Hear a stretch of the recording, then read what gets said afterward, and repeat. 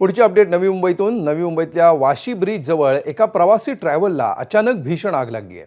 आग लागण्यापूर्वीच सर्व प्रवासी खाली उतरले, त्यामुळे सुदैवाने कुठलीही जीवितहानी यामध्ये झालेली नाही।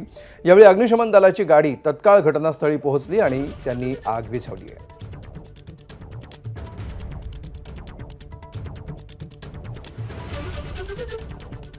नवी मुंबईमध्ये खासगी बसला ही भीषण आग लागलेली आहे। सध्या कडाक्याचं ऊन आहे आणि अशा परिस्थितीमध्ये अनेक वाहनांना आगी लागण्याच्या घटना यापूर्वी देखील समोर आलेल्या आहेत। ही आग नेमकी कशामुळे लागली याचं नेमकं कारण अजून स्पष्ट झालेलं नाही। मात्र ही आग विझवण्यामध्ये, या आगीवर सध्या ताबा मिळवण्यामध्ये यंत्रणांना यश आलंय।